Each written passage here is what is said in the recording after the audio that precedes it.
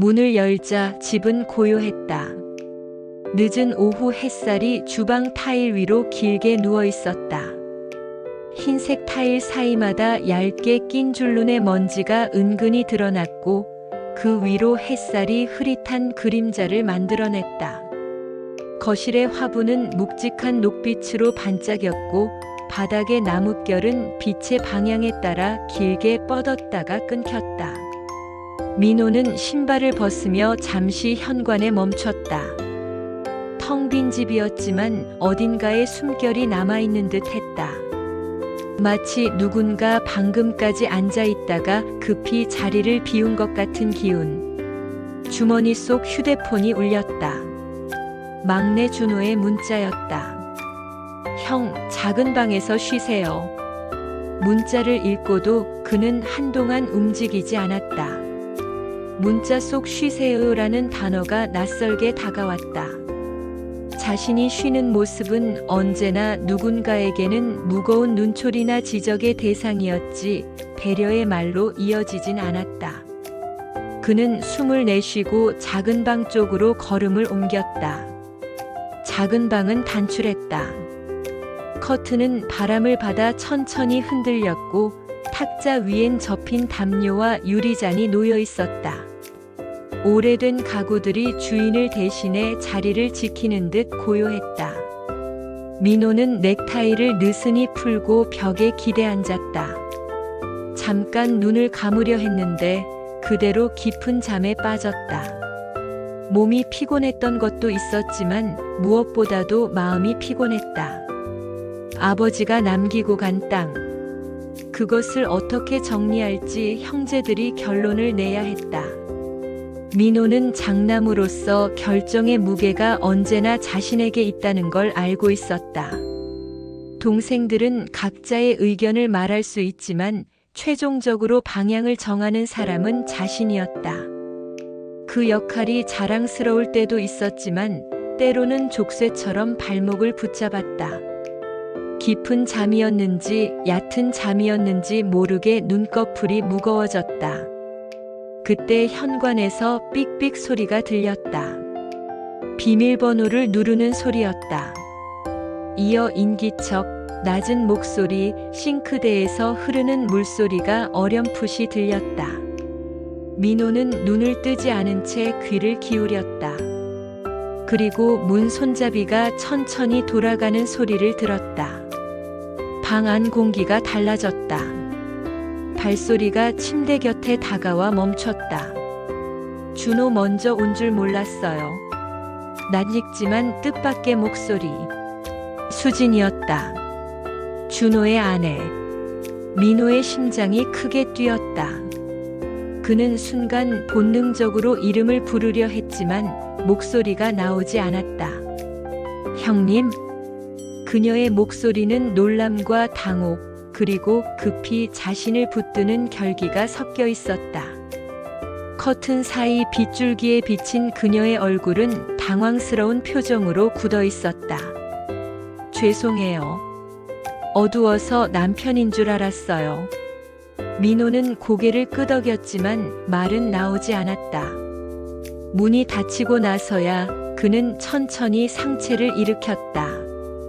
방 안의 공기는 이미 달라져 있었다.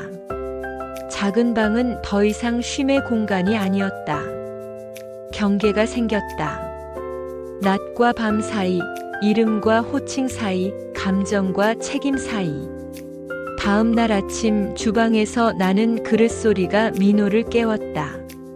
식탁 위에는 간단한 반찬이 정갈하게 놓여 있었다. 수지는 눈두덩이 살짝 부은 얼굴로 밥을 퍼담고 있었다. 일찍 일어나셨네요. 잠이 얕아서요. 그는 자리에 앉았다. 말은 아껴지고 젓가락은 무심하게 움직였다. 눈길이 마주칠 때마다 두 사람은 동시에 시선을 거두었다. 식사가 끝나갈 무렵 수지는 그릇을 치우며 말했다. 어제 일은 없는 걸로 하죠. 그 말은 제안이 아니라 결론 같았다. 민호는 대답하지 못했다. 하지만 마음 한쪽이 뜨겁게 달아오르는 걸 느꼈다. 없는 걸로 그 짧은 말이 오히려 무거운 시간을 예고하는 듯 했다.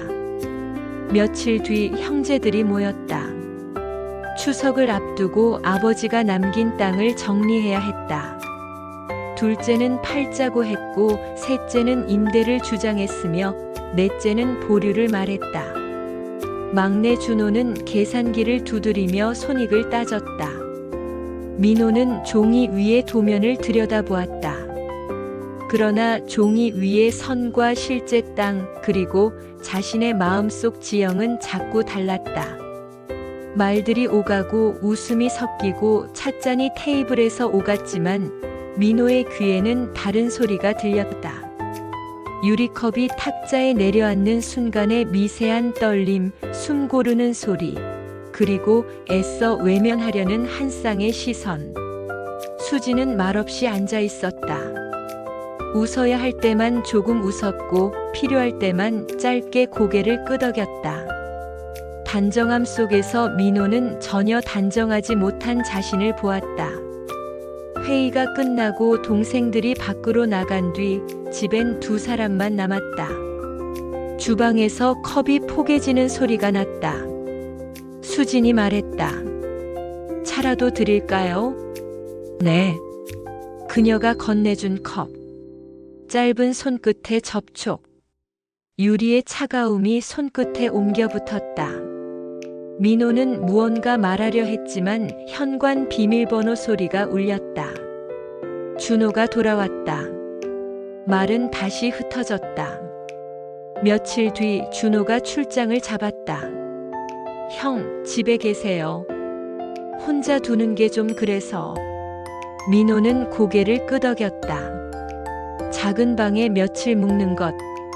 아무 일 아니라고 애써 생각했다. 그러나 집안의 공기는 이미 달라져 있었다. 밤은 유난히 조용했다. TV는 켜져 있었지만 자막만 흘러갔다. 수지는 주방에서 설거지를 했다. 거품이 불빛을 받아 반짝거렸다. 민호는 잠들지 못했다.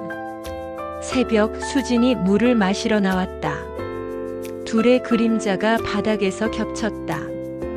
이 집은 밤이 더 조용해요. 그렇네요. 발은 움직이지 않았다. 가까워지지도 멀어지지도 않은 채. 민호 형님. 그녀의 호칭이 흔들렸다. 민호는 눈썹을 낮게 내렸다. 자신이 이미 문턱 위에 있음을 알았다. 그날 일은 없는 걸로 하자 했잖아요. 그게 맞아요. 네. 아무 일도 없었다. 하지만 바로 그 아무 일도 없음이 가장 강렬한 사건으로 남았다. 출장 마지막 날 밤 비가 내렸다. 소파 양끝에 앉은 두 사람 사이에 버티는 침묵이 흘렀다.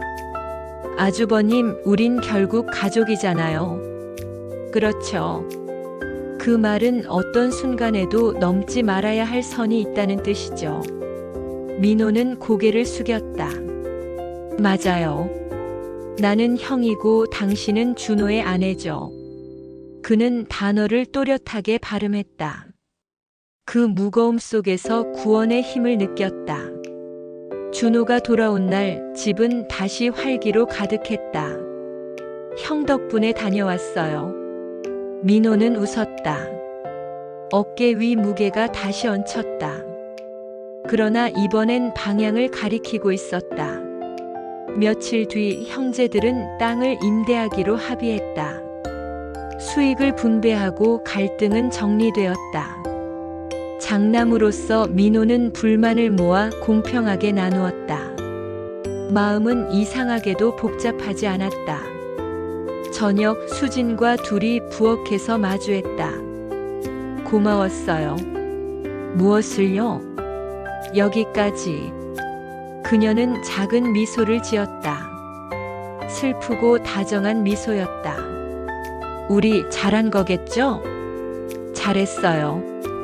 그 말은 위로였고 다짐이었다. 가을이 저물 무렵 민호는 혼자 아버지 산소에 다녀왔다. 낙엽이 무릎을 꿇고 있었다. 그는 생각했다. 땅도 마음과 닮았다. 눈에 보이는 경계로 나뉘어도 지하수는 어딘가에서 이어져 있다.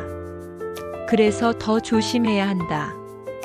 집으로 돌아오자 커튼은 여전히 그 자리에 있었다. 그는 불을 끄고 문을 닫았다. 선을 지켰다. 지고 가야 할 것은 비밀이 아니라 책임. 민호는 천천히 눈을 감았다. 꿈은 오지 않았다. 대신 단단한 어둠이 이불처럼 그의 어깨를 덮었다. 끝내 넘어가지 않은 선이 그를 덮고 있었다.